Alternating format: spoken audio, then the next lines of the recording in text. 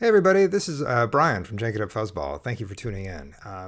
Something new. We're going to do some video content. We're going to pivot and try some new things. The podcast is still there on jankitupfuzzball.com. I'll probably record at the time of this. I still have one podcast I want to release. But other than that, the podcast, we're kind of putting a bow on that, and I'm just pivoting to something else. I want to learn how to do some video. We'll see. That could lead to gameplay. That could lead to other things. But today, I'm super excited because I wanted to basically do an unboxing of the Charitable Forces draft set that came out. This was a collaboration between Aegis Creative Company and Parker Simpson Artwork. So both Press Kamikaze from Aegis and Parker got together, and I'm sure there were some other people involved, but they created their own draft set. Now, a couple of things. I am not playing with any of the new content creator work. That's my choice. I love the FFG stuff. I'm sad that Star Wars Destiny has ended, but I just haven't moved into playing with the other player-created sets. I know that this is very much a player-created set. However, this Charitable Forces is essentially a charity fundraiser in part, created by Press and through Parker, and it raises money for Extra Life and also Texas Children's Hospital Network, which is awesome. So this is a draft set. It is not standard or any of that. It is just a standalone product, and I'm excited. I'm happy to support Press and Aegis Creative Company. They've been very good to me, and they're Houston, more or less Houston people, and I'm excited to do this. I bought one of these boxes for me. I bought one of these boxes for Greg, and I'm sure we'll play with it at some point, and I'm happy to support the initiative. So I haven't looked at any of these cards. I'm not familiar with any of these cards, and I thought I would do that on camera, and we can look at them together. All right, thanks. All right, so here we are. Here's the box. The box is designed by Parker Simpson, and you can get a good sense of it. There's the front, and he has these wraparound sides.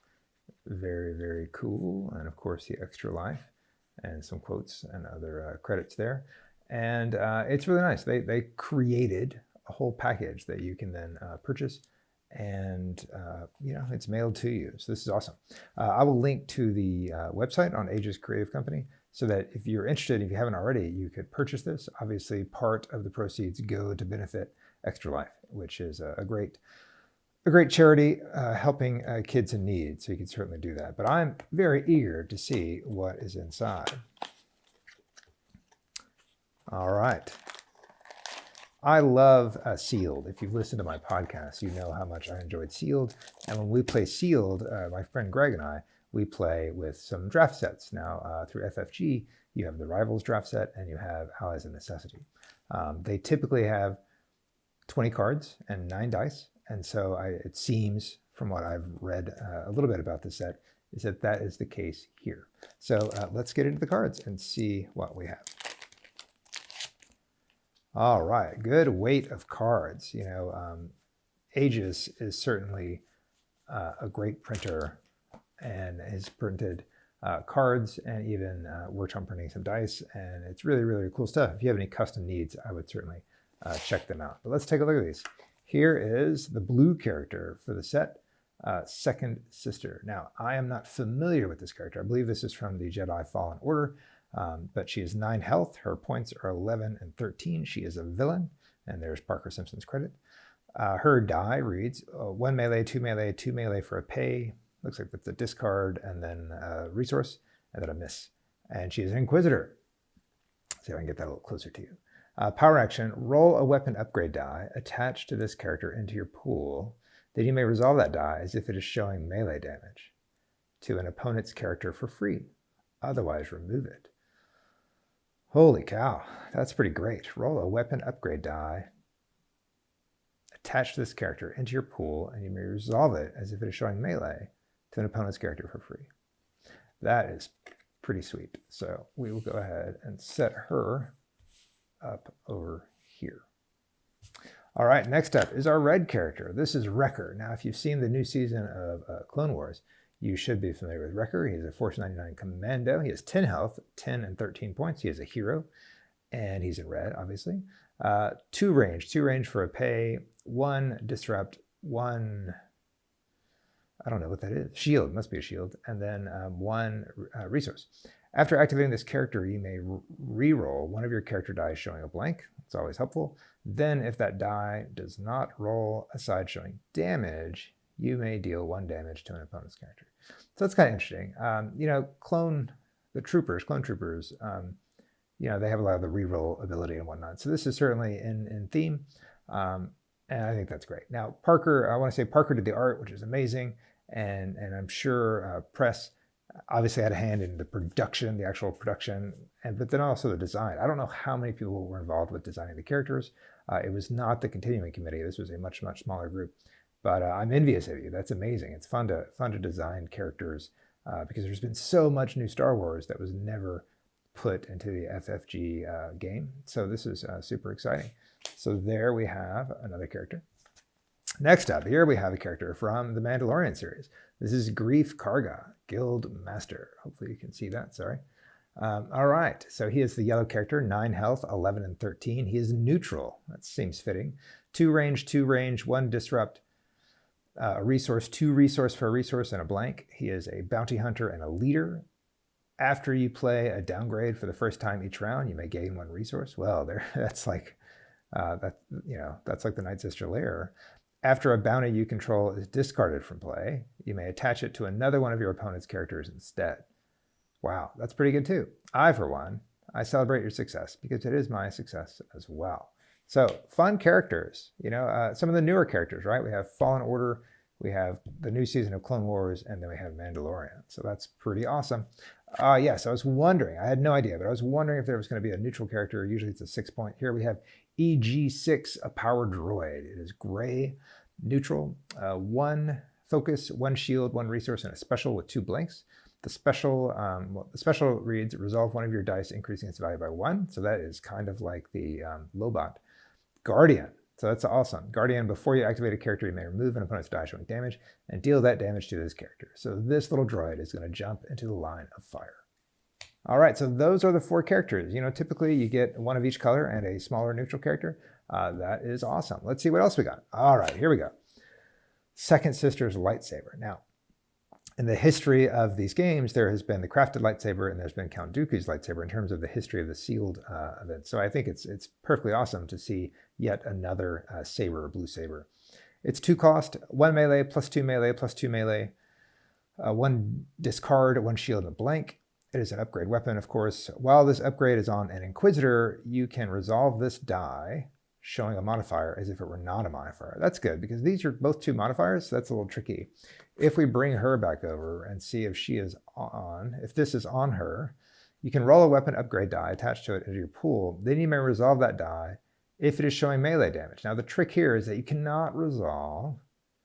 Oh, there you go. Yeah, if it's on her, you can. So you can't normally resolve a modifier side, but while this upgrade's on an Inquisitor, you can resolve this die showing a modifier. So I feel, much like Dooku and his lightsaber, if you're running blue, you're going to run her, and you're definitely going to run her lightsaber. So that is pretty awesome. All right, here we have a yellow support. It is the D5 Mantis Patrol Craft. It costs 3 resources, 2 indirect, 2 disrupt, shield, and a resource. No blanks on this. That is pretty interesting. You may spot a bounty to resolve this die showing indirect damage as range damage. So if you got a bounty on here, and I'm assuming there's going to be some bounties over here, that's pretty neat. I love vehicles. I've always loved vehicles, and yeah, I'm excited for that. So we will go ahead and put that right there. And here is another 3 cost. It is another vehicle. It is the ATTE, 2 ranged, 2 disrupt, 2 indirect, 3 indirect, 1 shield, 1 special, and a blank.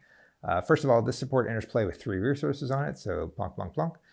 You must remove a resource from the support to resolve its die, and then you deal 2 unblockable damage to a character, spot a trooper to give a character a shield. So if you're playing with Wrecker, he is a trooper, then you can give a character a shield with the special, and you deal 2 unblockable damage to a character. That's awesome. I like the, you can only resolve this 3 times, so you're paying a lot. You get 3 resolutions of it, unless you have some kind of shenanigans to put more resources on it. That's kind of cool. I always loved Resistance Bomber, and that was one of those things where every time you resolve the die, you had to put damage on it. After 3 resolutions of the die, it would blow up. So I kind of like the spirit of that very much. This is a gray card. It is an upgrade weapon. It is one resource. It is the MK1 Saber Dart. All right, so it has 1 range, 2 range for a pay. Special blank blank. The special reads, deal 1 damage to a character. If this damage was not blocked, you may pay 1 resource to remove one of that character's character dice. Okay. There you go. That is upgrades. We have 2 upgrades. We have 2 supports, and that accounts for 8 of our dice through the draft set. So we should have 1 more dice card, I'm assuming, somewhere in here. But let's take a look at some of the other cards. This is a gray event, 1 cost quick cover. Deal 1 damage to a gray character you control, then remove a die showing damage. So poor little EG6, you can, you can deal a damage to him to remove a die. That's interesting. Yeah, you got to play a lot of gray. I guess if you are going to play with these cards with like standard cards, then there's obviously a lot more options with gray characters, but this is pretty interesting. Let's go ahead and lay that there. Here we have War Profiteering. It is a support, so it stays on the table. 1 resource. After you resolve a die showing a disrupt, you may place 1 resource on this support. Okay. Action. Remove up to 3 resources from the support to deal 1 damage to each, to deal 1 damage for each resource removed to a character. Then set aside the support. So action, use it once. Anytime you can do an action, you can do that. So this is interesting, right? It costs 1 to get on the table. Then you need to basically be resolving disrupts to hopefully, weaken your opponent's cash resource. And then you get to put a resource on this. Once you have a resource on it, up to 3 of them, you can then basically discard this. Set aside, I should say. Set aside, and you're going to deal 1 damage for each resource. So that's kind of neat. I like stuff that does that damage, off the table. I like that. Experienced Medic. 1 cost red event. Heal 1 damage from one of your characters. Then you may turn a character die to a side showing a blank. Oh, I like that. I like that theme a lot because of the trooper. I like the synergy of the artwork. Way to go, Parker. And the theme of the cards. You can heal, and then you can also flip something to a blank. That is pretty awesome. So we will just drop that guy right down there. I think we can still see him. All right, ulterior motive. All right, Maul. Maul's on the art. I'm a big fan of Maul, as y'all know. 0 cost. It is a yellow event. Reroll 1 of your dice and 1 of your opponent's dice you choose. If those dice just roll the same value, remove 1. All right. Oh, this is cool. This is from Solo. The quote, Kira, you and I are going to work much more closely. So that's a yellow event. Man, I'm having fun. I hope y'all are too. Again, this is the first time I've seen any of these cards, so I'm excited. 2 cost support shield generator. This must be the 9th dice card. So it's a 2 cost support. I love it. Shield generator. Shield, shield, shield. 2 shields for pay. 2 shields for pay, and a miss. So there you go. That looks great. All right. So let's get through these. We got a guild code. This is a gray 1 cost event. Spot a trooper to place 1 resource on a support. There you go. That ties back into the ATTE. Spot a gray character you control to move 1 damage to it. You are not long for this world, my friend. Spot a bounty hunter to remove a die. Now this doesn't say choose 1, so I'm assuming that if you can meet all these conditions, you can do as many of these as you want. That makes it a super powerful card. So I like that. We'll just go ahead and start stacking them up here. Cant Escape, a blue event. Remove 1 of your blue weapon upgrade dice. So that's very specific, showing damage. Then deal that damage to a character, increasing its value by 1. Remove 1 of your blue weapon upgrade dice. Then deal that damage to a character increase by 1. So let's say you got this out there, it's stuck on the +2, you can't do anything with it. But for 1 cost, you can actually remove this die, deal that damage to a character. So instead of being a +2, it'd be 3 damage. That is pretty sweet. Go ahead and drop that over there. Here we have Bounty Contract. It is an event, so not a bounty, but it's a 0 cost event. Turn an opponent's dice to a side showing a resource. Then you may draw a card or play a bounty from your hand, reducing its cost by 1. All right, let's stack those up over there. Charitable Forces. All right, this is a plot. It is the mission. Action. Exhaust this plot to resolve 1 of your character dice, reducing its cost by 1. Then flip this plot. All right, so do we have anything? We have a 2 pay for 1. We have 2 range for 1, and we have 2 melee for 1. And then you flip it. Donations. Plot for charity. Give an opponent's character 1 shield, then flip this plot, and you can go back. Oh, I love it. Super fun. Okay. Here's our downgrade bounty. Marked target, 1 cost. Play only if you spot a yellow character. All right, got that. Action, exhaust this bounty to re-roll one of attached character's character upgrade dice. So there you go. You can just exhaust it on your opponent's character and re-roll their dice. That's pretty good. I'm going to go ahead and move this down here so I have some clean space to work from. All right. Charitable Forces free prize support. Let's see what this is about. I don't know. Aren't you glad that you turned me over? Aren't you glad that you turned me over? Want free prize support. Follow these steps. Create a draft. Okay, that's good. That's good. This is cool. All right. So give this card to the store owner. Store owner, take a picture of this card, send it back to Aegis or post it. There will be contact you. That's awesome. Good deal. Charitable Forces, thanks. The team wants to give you a very big thank you for purchasing this set. Your purchase heals kids as a portion of your purchase goes towards Extra Life and Texas Children's Hospital. Secondly, with this set, you're keeping Destiny alive. We're already looking forward to building the next set in 2021. That's pretty awesome. So big thanks. These people were certainly involved. And then, yeah, that's awesome. So the card creators, yeah, Mark, Josh, Richard, that's awesome. Manufacturing, all right, all right. Super. Now, and over here, so those are very nice. And here's one more of those, just our symbol list. Very good. I may have bumped the camera. I apologize. We have 2 battlefields, as we always do. We have Cyber Center on Anaxes. We'll say it that way. I don't know. Power action. Reveal a random card from an opponent's hand. You may discard a card from your hand of equal cost to discard the reveal card. All right. So the power action is you get to reveal a card from their hand. And if you choose, you can discard one of your cards to discard their revealed card. That's kind of interesting because some of these I could see turning like dead cards pretty quickly. Once he's gone, then the gray character thing goes around, or you have a lot of these spot requirements. So this at least gives some value potentially for that. And here we have Lesu on Ryloth. I have no idea what that is, but that's okay. Claim, reveal the top card of your deck. If that card is an event, you may place a resource or remove a resource from a card in play. It could be your card, it could be their card. I like it. That is it. So there you have the 20 cards. We can see that. And as mentioned, here are the dice. So let me go ahead and stack some of these up and just kind of clear out some space. And I just want to look at the dice because that is pretty cool. So these cards feel great. They feel pretty thick. Awesome. Look at these dice. Man, I am happy. I haven't rolled actual dice in so long. This is great. So you can see they're going to come with, some decals. They look awesome. You got 2 blue dice, 2 red dice, 2 yellow dice, and 3 gray dice.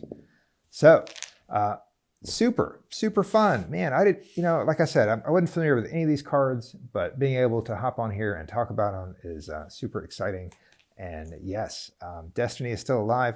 Like I said, I'm not playing personally with a lot of the content creator work, but the player created sets. I'm still very much active. Me and Greg are still playing through TTS as we work through the pandemic, but we're playing with cards we own from the FFG.